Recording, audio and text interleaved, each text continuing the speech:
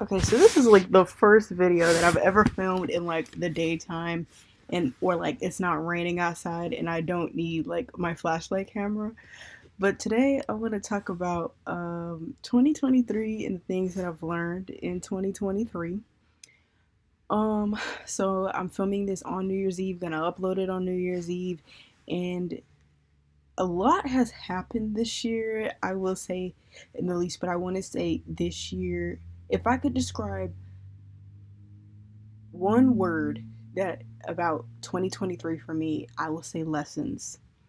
Learning lessons. I think 2023 was the year of lessons for me. I thought 2023 was just going to be a year. You know what? I don't really know what I thought 2023 was going to be. I kind of came into 2023 with a very low expectancy of my year. Usually in the past, I've always had an expectancy, a huge expectancy. It's that I walk into a new year with something like, and I mean, there has always been that in the year of past years of 2022, 2021, 2020, walking in with like an expectancy of something, and then something completely different comes out of my life. But it wasn't something that I intended to happen, but it was something that needed to happen. And 2023 has taught me that God's timing is always the right timing. Your timing may not be the right timing, somebody else's timing isn't the right timing. The Lord's timing is the perfect timing. No matter how antsy you get, no matter how irritated you get, God is an on time God.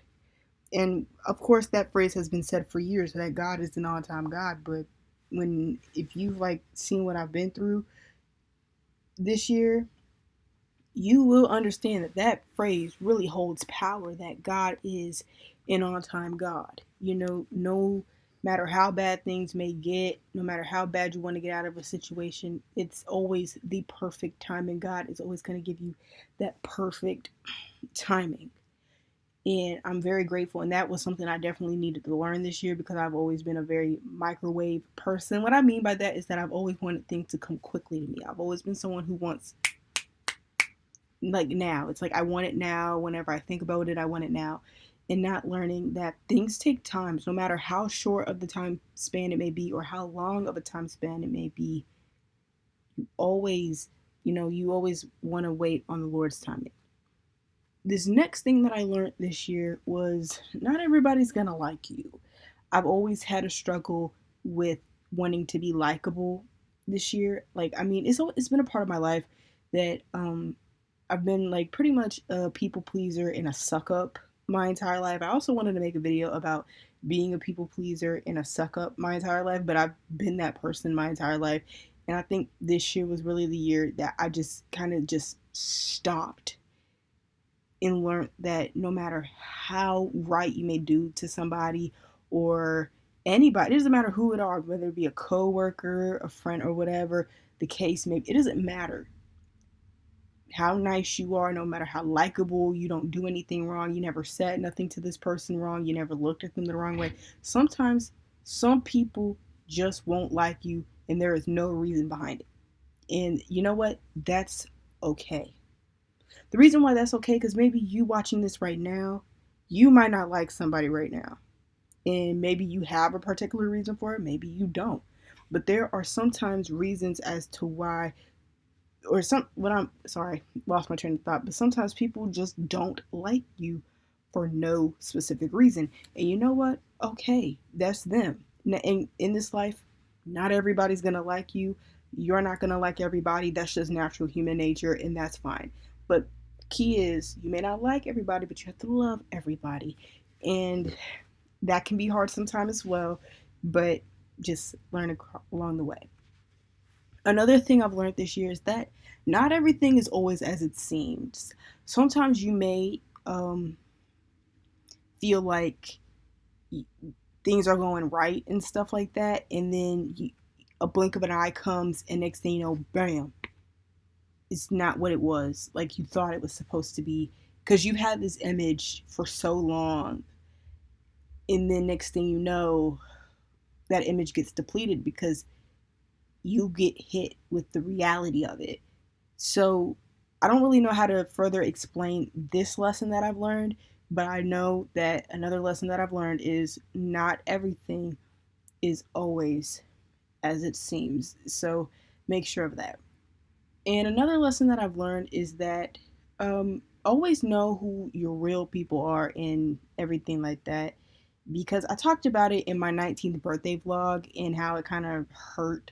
But I think I really needed to be shown that I didn't need to have X, Y, and Z people to have a good time at my birthday dinner. I even said in that video that even if my cousin and my friends didn't come and it was just me, I could have gotten cute all by myself, went to dinner all by myself, and just me and the Lord would have been there together on my 19th birthday. So, like I said, sometimes but this I think one was really more so catered to me.